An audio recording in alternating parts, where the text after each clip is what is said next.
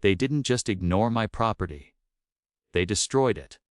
One morning, I stepped outside and found my entire wheat field reduced to ashes. Smoke still curled in the air, and the smell of burned grain clung to everything I owned. And the worst part: the person responsible wasn't a stranger. It was my HOA president, the same neighbor who smiled politely at me at every community meeting.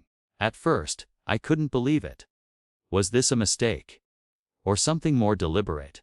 A week later, I saw her again. But this time, not across a fence or in a meeting room.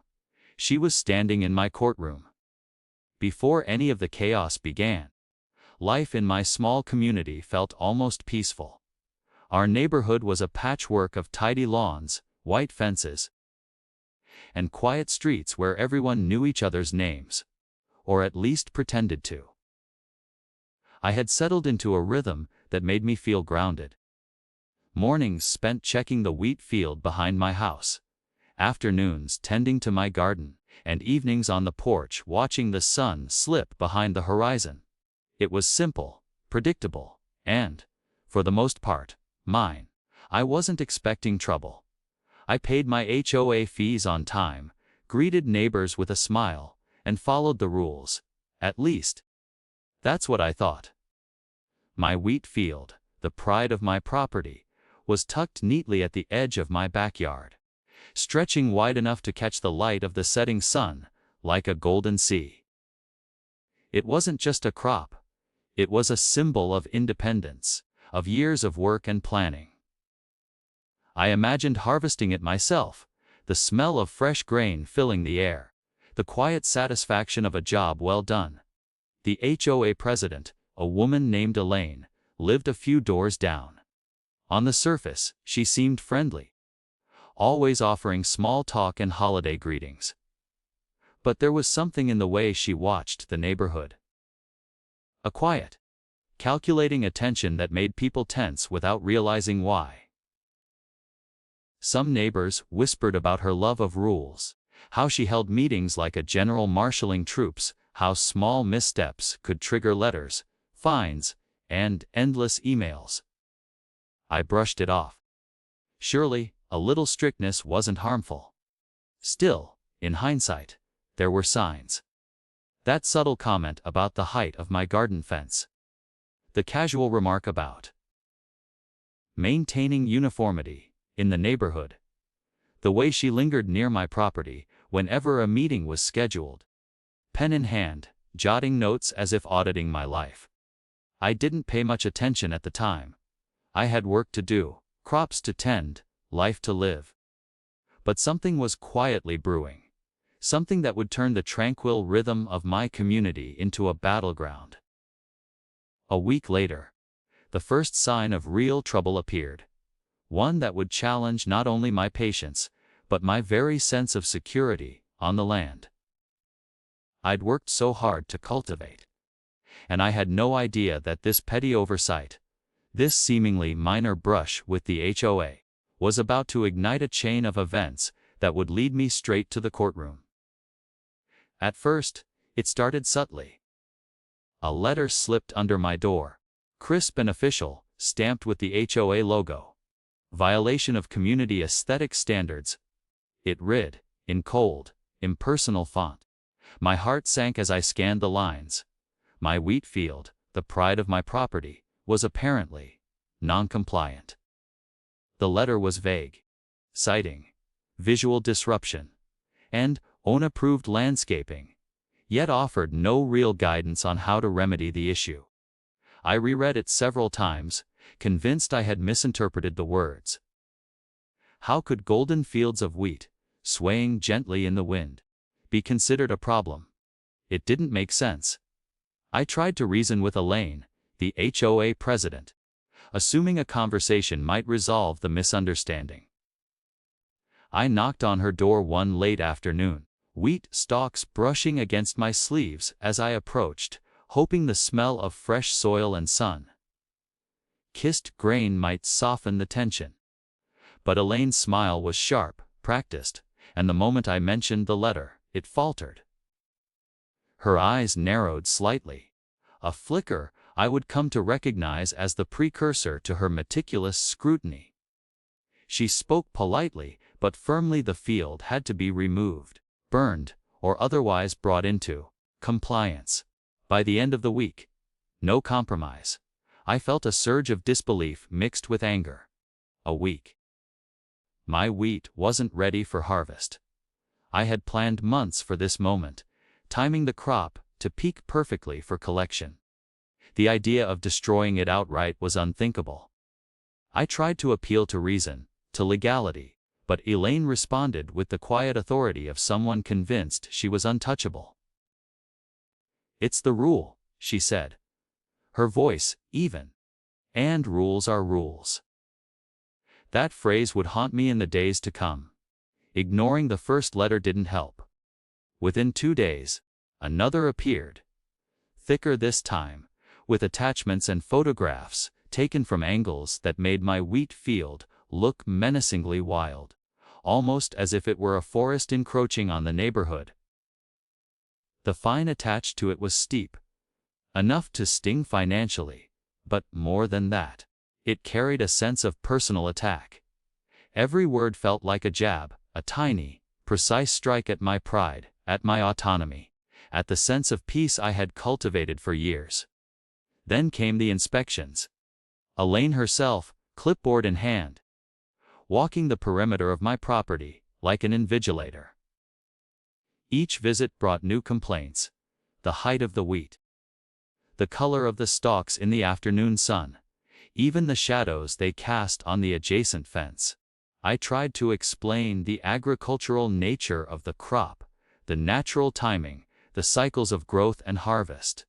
She would nod politely but shake her head, noting down every word as though recording confessions.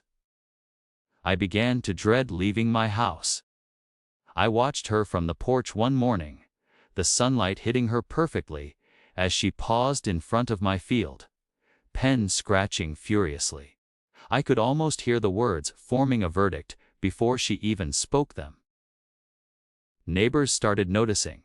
Whispers carried through the streets, some offering sympathy, others casting sidelong glances, hesitant smiles masking fear. It was as though, by association, I had become an example what happens when you don't fully surrender to the HOA's control.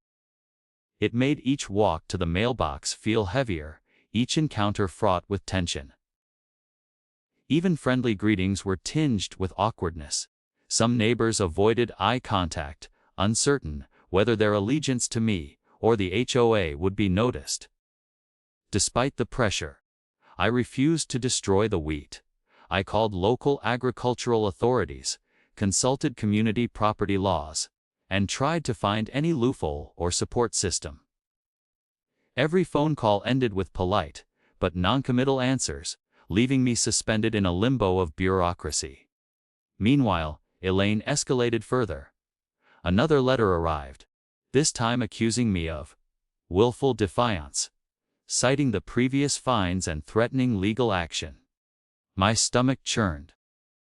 The stakes were rising faster than I could manage, and I realized that whatever small victories I thought I could achieve through reason were slipping away. The final straw came one evening when smoke rose from the edge of my property. I ran outside, heart pounding, and saw the wheat field partially ablaze. Flames licked at the edges, and the smell of burning grain made my stomach twist. Elaine was nowhere in sight, but I found later that a contractor affiliated with the HOA had been dispatched for compliance. The field I had nurtured, the hours I had spent tending to it, were now reduced to smoldering ash.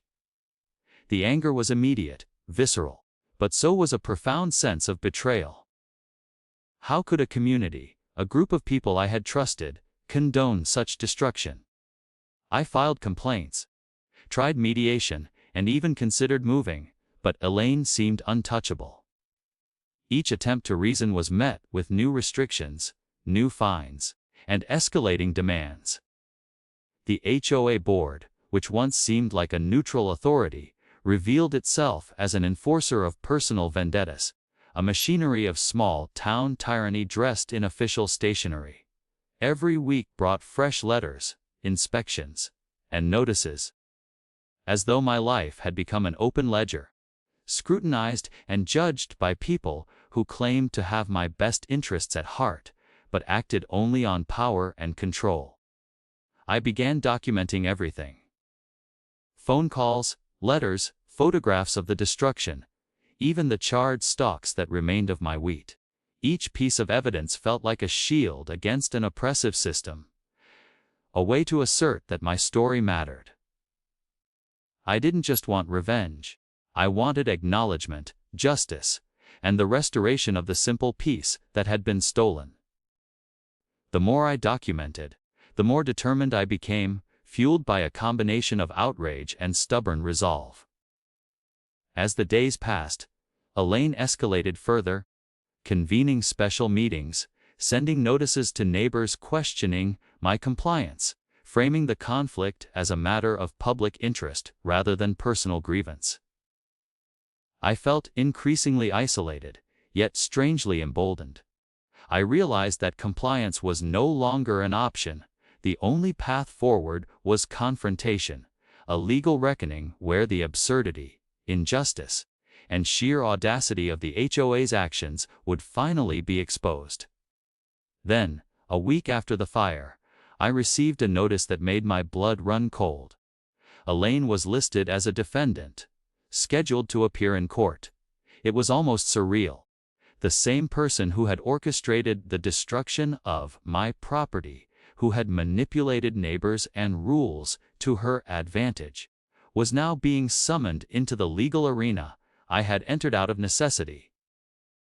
The tension reached a boiling point, and I realized that every inspection, every fine, every burned stalk of wheat, had been building toward this confrontation. As I prepared my case, each memory of the weeks prior, smoke curling in the morning air, the smell of scorched grain, the watchful eyes of neighbors, the cold certainty in Elaine's gaze, fueled a mixture of dread and anticipation. The story of a small neighborhood dispute had transformed into a battle over justice, pride, and the limits of authority. And with the courtroom looming, I knew the climax was inevitable. Either I would reclaim some measure of peace, or I would see the full extent of the HOA's power in action. The courtroom smelled of polished wood and anticipation, a space that usually carried quiet authority, now buzzing with tension. I sat at the edge of my seat, hands gripping my notes, heart hammering. Across the room, Elaine appeared calm, almost serene, as if she had rehearsed this moment for years. Her clipboard was gone, replaced by the veneer of civility, but I could still see the same calculating gaze that had haunted my mornings, afternoons, and even nights during the destruction of my wheat field. The judge called the session to order, and the air felt charged with expectation. I took a deep breath, reminding myself that every letter, every inspection, every fine, and the fire that had consumed months of work had led to this moment. This wasn't just about wheat anymore. It was about principle, about authority abused, about a small community learning what happens when rules are twisted into weapons. Elaine began her testimony, speaking in measured, practiced tones. She framed her actions as necessary, a matter of upholding neighborhood standards, protecting property values, and enforcing rules we all agreed to. Her words were polished, but every sentence carried the faint echo of something I had seen too clearly in person: control disguised as civility. She presented photographs, logs, and letters with a precision meant to intimidate, meant to reduce my months of struggle to petty disobedience. Then it was my turn.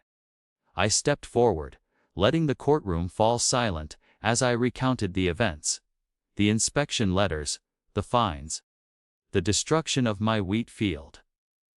I didn't just list grievances, I painted the scene for thems. The smoke curling in the morning light. The smell of scorched grain, the helplessness as neighbors watched silently, and the small victories I had clawed from a system designed to suppress dissent. I presented photographs, timelines, and correspondence, each piece meticulously organized to tell the story not just of a dispute, but of an abuse of power. A key moment came when I revealed a recorded statement from a contractor affiliated with the HOA, confirming that the burning of my wheat had been requested and scheduled by Elaine herself. The judge's expression shifted slightly, and I could feel the tension pivoting in my favor. Elaine's composed face faltered for the first time. A subtle tightening around her mouth betrayed panic, a recognition that control was slipping. The courtroom, silent until that moment, seemed to hold its collective breath. As I detailed the financial, emotional, and personal toll, I noticed murmurs from the spectators, neighbors who had once avoided me now watching with wide-eyed disbelief. The same people who had whispered, gossiped, or subtly judged me were now witnesses to the audacity of Elaine's actions. Each word I spoke strengthened my case, but more importantly, it revealed the absurdity of the entire ordeal, the transformation of a community safeguard into a personal vendetta, a bureaucratic hammer crushing the small joys and independence of a resident who simply wanted to tend his land. Elaine's rebuttal was sharp but shaky. She tried to maintain authority, citing rules and precedent, but every statement rang hollow in the face of documented evidence, witness statements, and the visceral reality of what she had done. The judge asked pointed questions, scrutinizing her decisions and the rationale behind the fines and the burning. Under pressure, cracks appeared in her narrative. Misstatements, inconsistencies, and a faint trace of anger betrayed the carefully constructed calm she had relied on for months. By the end of the testimony, the energy in the room had shifted completely. I wasn't the disgruntled homeowner anymore. I was the person who had endured, documented, and confronted the misuse of authority head-on. Elaine, once untouchable in the neighborhood, now faced the consequences of her actions, with every eye in the room watching. There was a palpable sense of justice beginning to ripple through the courtroom, a recognition that while rules can be misused, evidence, persistence, and courage can tip the scales back toward fairness. The judge paused, reviewing the evidence, the statements, and the testimony. Every second stretched as the weight of anticipation pressed down. I could feel the culmination of weeks, months, and years of tension in that silence, the moment where a single word could shift the balance irrevocably. And then, just as the room seemed frozen in time, the judge looked up, eyes meeting mine and Elaine's simultaneously, and began to speak. The words were deliberate, measured, but heavy with consequence. Elaine's jaw tightened, her confident exterior could no longer mask the impact. For the first time, I realized that the story had reached its turning point. The courtroom, the law, and the evidence were no longer abstract concepts. They were instruments of accountability. And, as the gavel hovered, signaling the impending declaration, a quiet, tense anticipation settled over the room. Every eye was fixed, every breath held, waiting to see whether the scales of justice would finally tilt in my favor. I sat back, heart still pounding, knowing that this was the moment everything would change. And then the judge's next words. Words that would define the outcome, reveal the full extent of the HOA's overreach, and determine whether months of struggle and fire, damaged fields would be vindicated. Hung in the air, heavy and unbroken. The final chapter was about to be written, and the consequences would ripple far beyond a single wheat field. The gavel finally came down. a sharp echo that cut through the tense silence of the courtroom. In that moment, the weeks of smoke, ash, and bureaucracy seemed to crystallize into clarity. The judge delivered a ruling that not only acknowledged the wrongful actions of the HOA, but also underscored a principle I had fought for from the very beginning. No individual, no matter how seemingly authoritative, could abuse power under the guise of rules and enforcement. Elaine's face remained tight, controlled, but the subtle flicker of disbelief in her eyes revealed the gravity of the outcome. The fire that had once felt like a devastating end had now become a turning point, evidence of both injustice and the possibility of restitution. The court ordered the HOA to compensate for the destroyed wheat field, covering not just the monetary value of the crop, but also the labor, planning, and emotional investment that had been obliterated. It wasn't merely a financial victory. It was an acknowledgement that the destruction of property, under the pretext of enforcing neighborhood regulations, was unacceptable. Elaine was reprimanded personally, her authority within the HOA curtailed, and the board mandated to revise its enforcement procedures, introducing safeguards to prevent unilateral actions in the future. It was a rare moment of accountability in a system that often allowed small, town politics to overshadow fairness. Walking out of the courtroom, I felt an unexpected mixture of relief, exhaustion, and vindication. The neighborhood that had once felt like a cage now seemed open, the air lighter, the horizon wider. People I had once feared would judge me, or distance themselves, now offered congratulations, tentative at first, then with genuine warmth.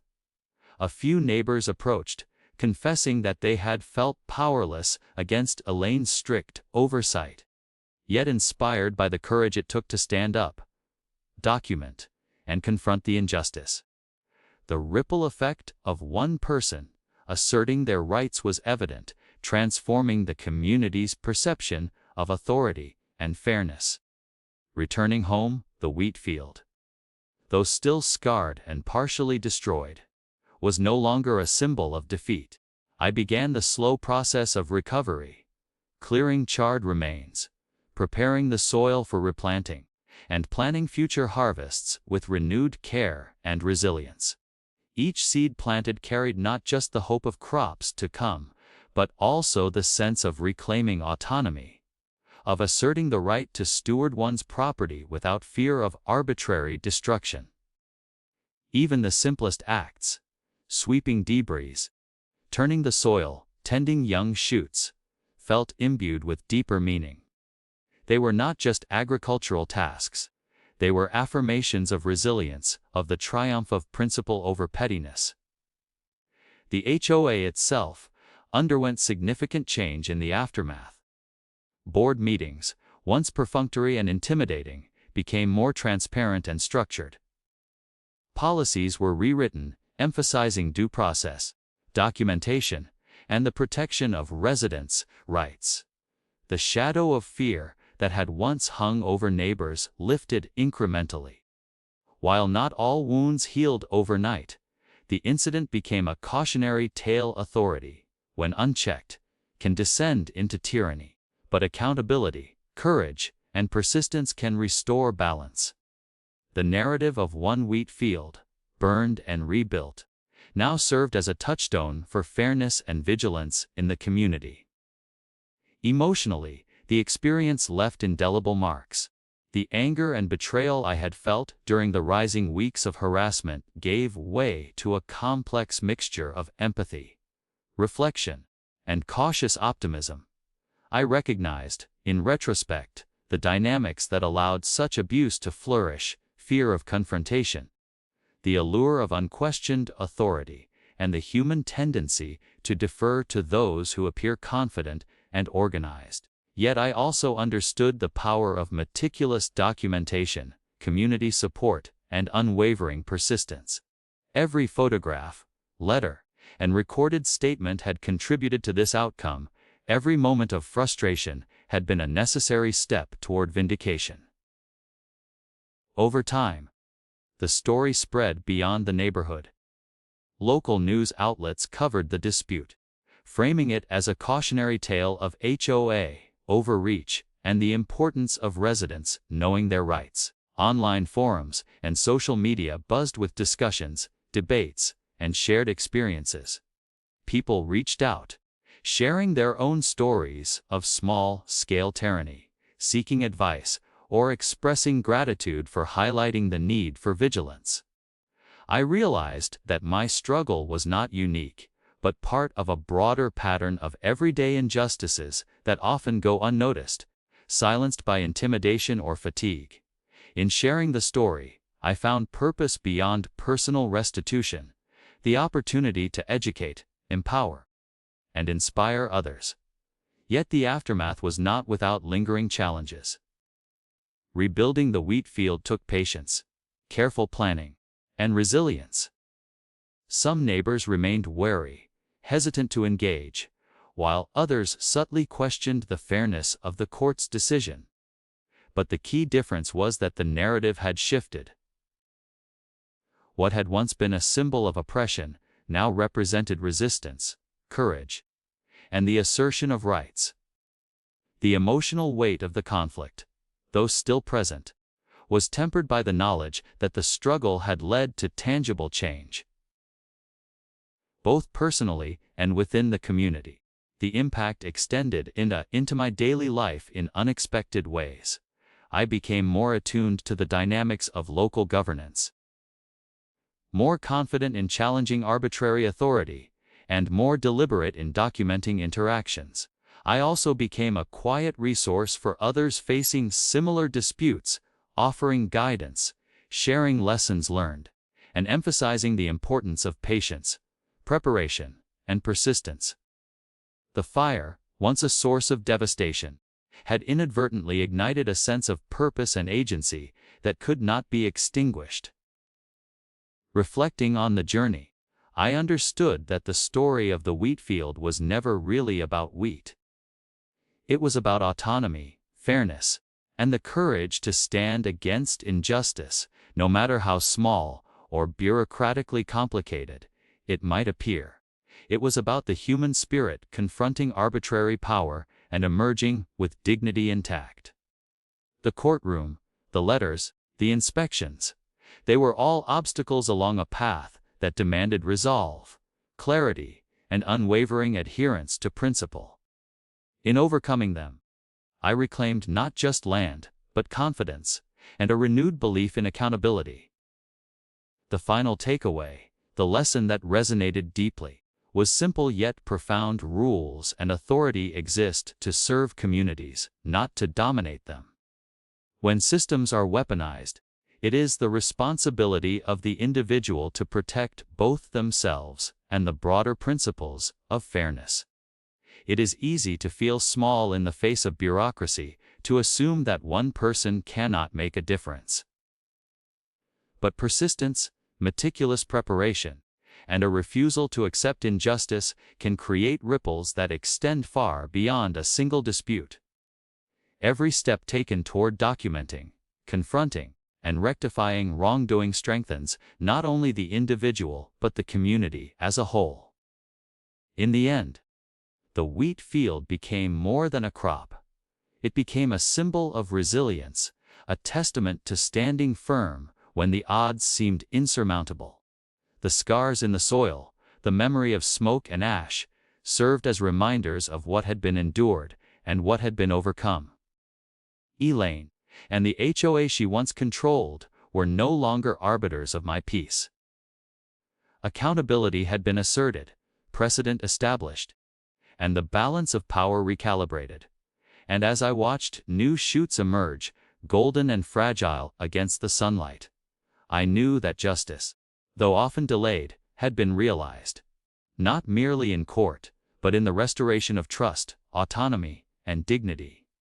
Looking back, the entire ordeal shaped more than just the landscape of my property. It reshaped my understanding of community, authority, and the responsibilities we all bear in maintaining fairness. It reminded me that vigilance, courage, and resilience are essential tools in confronting petty tyranny, wherever it may hide. And as I tilled the soil, preparing for the next harvest, I carried with me a deeper understanding that even in the most unexpected places, where bureaucracy and personal vendettas intersect, there is always the possibility of reclaiming what is rightfully yours. The story of my wheat field, burned and rebuilt, stands as a reminder that justice is not passive. It must be pursued, defended, and, at times, demanded with unwavering clarity. Authority, when abused, can be challenged, rules, when misapplied, can be contested, and communities, when guided by transparency and accountability, can heal. My wheat may have been scorched, my mornings shadowed by smoke, but the field, and the principle it represented, endures. And as I look across the golden swells of new growth, I can't help but wonder how many more injustices are quietly tolerated, waiting for someone to stand, document, and demand accountability. How many more fields, literal or metaphorical, need defending before communities learn that fairness is not optional. The journey may be long, the battles seemingly small, but every act of courage ripples outward, planting seeds for a future where principle triumphs over pettiness.